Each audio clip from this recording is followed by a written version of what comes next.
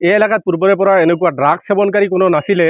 বৰ্তমানে যদিও কোনোবাই ড্ৰাগছ সেৱন কৰিব ধৰিছে, আমি চৰকাৰক টানি অনুৰোধ জনাওঁ আপোনালোকৰ জৰিয়তে, যাতে কৰি ভৱিষ্যতে যাতে ইয়াৰ সিপাৰে সৈতে পুলি পোখালি উঠাই পেলাই দিয়ে আৰু ড্ৰাগছ সেৱন কৰাত যদি কোনো মানুহে সাহস নকৰে। যদি কোনোবাই বিক্ৰী কৰি আছে, এই ব্যৱসায়ৰ লগত জড়িত মানুহজনে আচলতে বেছিকৈ দোষী। গতিকে তেওঁকো দৃষ্টান্তমূলক শাস্তি দিয়াৰ কাৰণে আমি চৰকাৰক অনুৰোধ জনাইছোঁ। বা কোনোবাই যদি বিক্ৰী কৰিব ধৰিছে, তেওঁকো যদি হাতেলতে ধৰা পেলাইছে, তেতিয়া চৰকাৰে শাস্তি দিলে আমি ভালেহে পাম। কাৰণ আমাৰ এলেকাত ড্ৰাগছৰ ব্যৱসায়ী নাইবা ড্ৰাগছৰ সেৱনকাৰী থাকিব নালাগে। ফুলচান নামৰ ল'ৰাজনক ধৰিছে, তোৰ ঘৰ খেলি হয়। আগৰ পৰাই ড্ৰাগছ ব্যৱসায় কৰে নকৰে আমি নাজানো। কালি যদি বাস্তৱত ধৰিছে চাইছোঁ, তাক শাস্তি আইনগত হিচাপে তাৰ যিখিনি পাব লগা আছে দিব। মোৰ আৰু কি কথা আছে, মুঠতে গাঁও অঞ্চলটো শুদ্ধ হ'ব লাগে, ড্ৰাগছটো বন্ধ হ'ব লাগে, মদ ভাং জুৱা তীৰ বিভিন্ন গেমৰ ক্ষেত্ৰত বন্ধ হ'ব লাগে।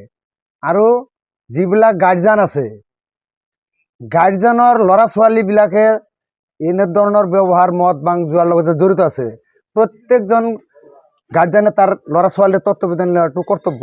কিন্তু আমি চাইছোঁ কিছুমান ল'ৰা ছোৱালীৰ দায়িত্ব গাৰ্জিয়ানে লোৱা নাই। সেইসকল গাৰ্জিয়ানক মই কৈছোঁ, কিন্তু ল'ৰাবিলাক যাতে ৰাতি 1টা 10টা 2টা 3টা যাতে এই বেলেগৰ লগত আড্ডা নামাৰি এইটোৰ লগত যাতে জড়িত নাথাকে, তাৰ বাবে সমগ্ৰ অঞ্চলৰ এই গাৰ্জিয়ানসকলক মই বিনম্ৰ অনুৰোধ জনালোঁ। মই গাঁও প্ৰধান হিচাপে কৈছোঁ যে খেলি বনগী ৰামপুৰ বিভিন্ন গাঁও আছে, অঞ্চল আছে, প্ৰত্যেক গাঁৱৰ পৰা যাতে এই ড্ৰাগছ বেপাৰী আৰু কিছুমানে মদ ভাং এইবিলাকৰ লগত জড়িত আছে, তেওঁলোকৰ পৰা যাতে বিৰত থাকে।